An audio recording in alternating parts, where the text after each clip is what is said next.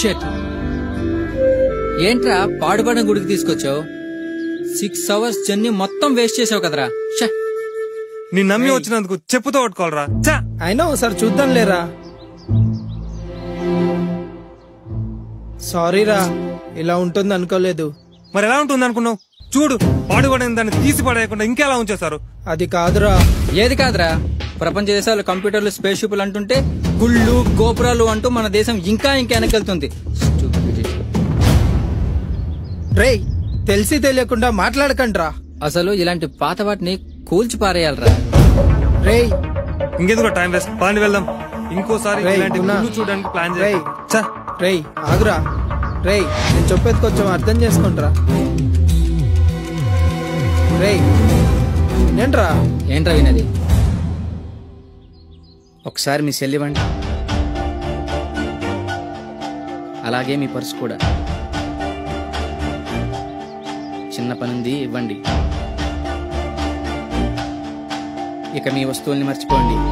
ఇదిగో credit card, ఎంత కావాలో తీసుకొని ఇంతకంటే మంచివి కొనుక్కోండి. చూడు బాస్, ఆ పర్సు నాన్న గుర్తు ఉంచుకున్నాను. నువ్వెంత డబ్బిచ్చినా ఆ పర్సు మాత్రం ఇవ్వను. ఇది పాడైతే లాకర్ లో పెట్టి చివరి దాకా జాగ్రత్త చేస్తా. నా సెల్ కూడా అంతే, అందులో నా కాంటాక్ట్స్ ఉన్నాయి, నా కెరీర్ ఉంది.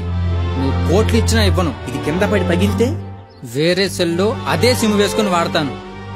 ఇవి పాడైనా మీరు జాగ్రత్తగా పెట్టుకుంటారు. ఇంతకంటే ఎక్కువ డబ్బు వచ్చినా అమ్ముకోరు. మీకు వీటితో ఉన్న సంబంధం మహా అయితే 5-6 ఏళ్ళు.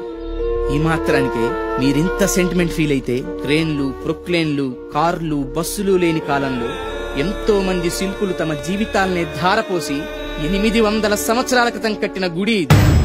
ఇంకో 1000 ఏళ్ళైనా ఇది ఇలాగే ఉంటుంది. ఆచరణ, ఆదరణ, ఆరాధన. ఈ గుళ్ళోని అణువణువులో మన పూర్వీకుల జ్ఞాపకాలున్నాయి. ఇక్కడ వీచే ప్రతి గాలిలో మన పూర్వీకులు ఈ లోకమంతా చల్లగా ఉండాలని చేసిన మంత్రఘోష ఇంకా వినిపిస్తూనే ఉంది. మేము ఈ సెంటిమెంట్లను కాపాడుకుంటారు, మన పూర్వీకుల సెంటిమెంట్లని మాత్రం నిలువునా కూల్చేసి రిసార్ట్లు కట్టాలా? ఎంత తేలిగ్గా చెప్పారు.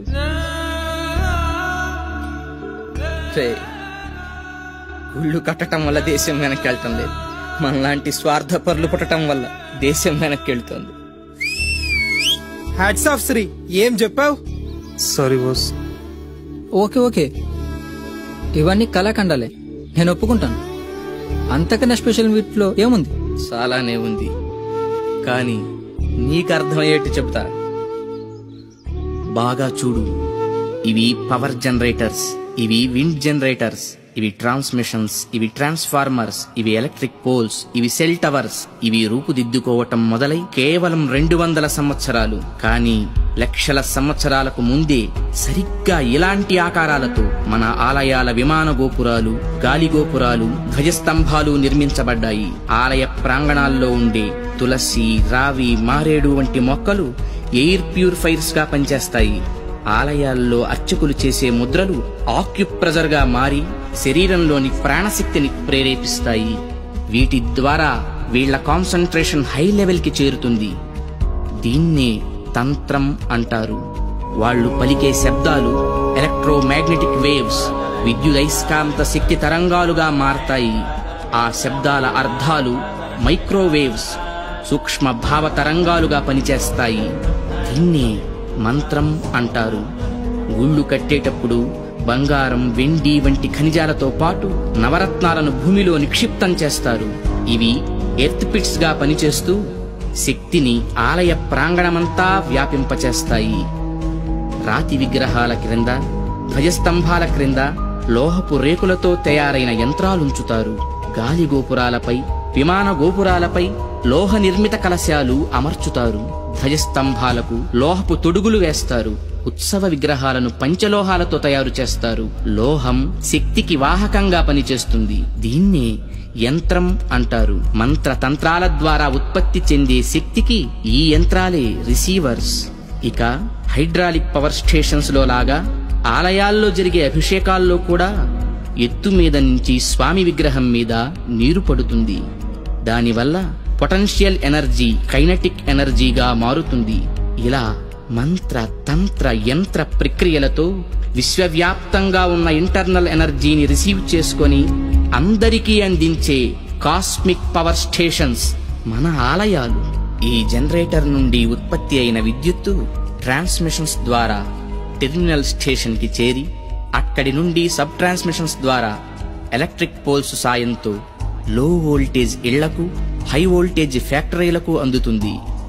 సరిగ్గా ఈ జనరేటర్ లాగే గర్భగుడిలోకి చేరిన శక్తి అంతరాలయమంతా ప్రసరించి పరివార దేవతల ద్వారా విస్తరించి ఎలక్ట్రిక్ పోల్స్ వంటి ధ్వజస్తంభాల సాయంతో సామాన్యుల నుంచి మహాభక్తుల దాకా వాళ్ళ స్థాయికి తగ్గట్టు అందరికీ అందుతుంది.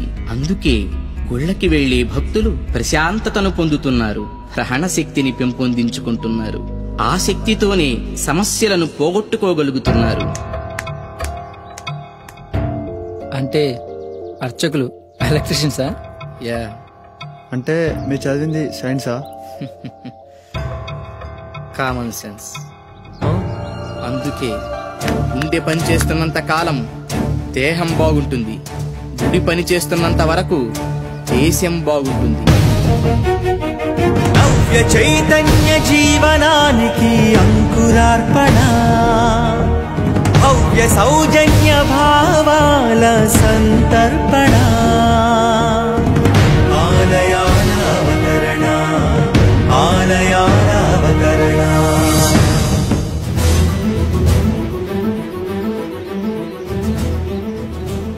ఏ బాస్, ఏం చేస్తున్నావు?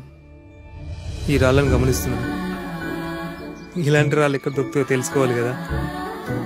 ఏ స్టైలిష్, నువ్వేంటి? నేను డైరెక్టర్ని బాస్. మొత్తం ఇదంతా షార్ట్ ఫిల్మ్ చేసి ఒక అవేర్నెస్ తీసుకొస్తా.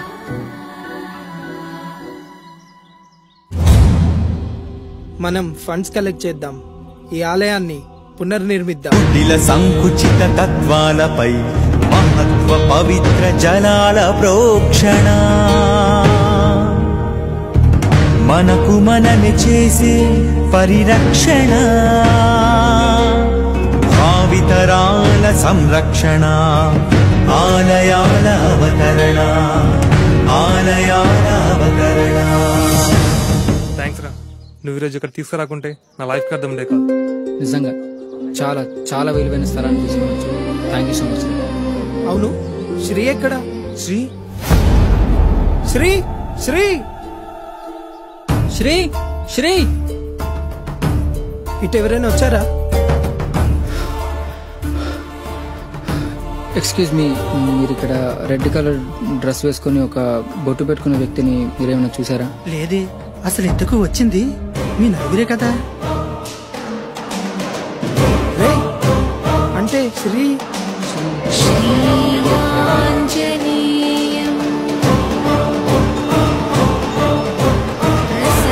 మీరు అర్థం చేసుకోవడానికి ప్రయత్నం చేయరా? మీరు అర్థం చేసుకోవడానికి ప్రయత్నం చేయరా? Oh my God.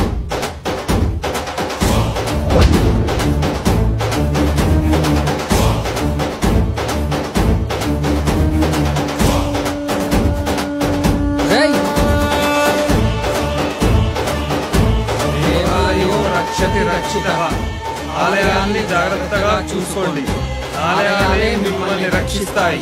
శ్రీ దేవాలయో రక్షతి రక్షితః.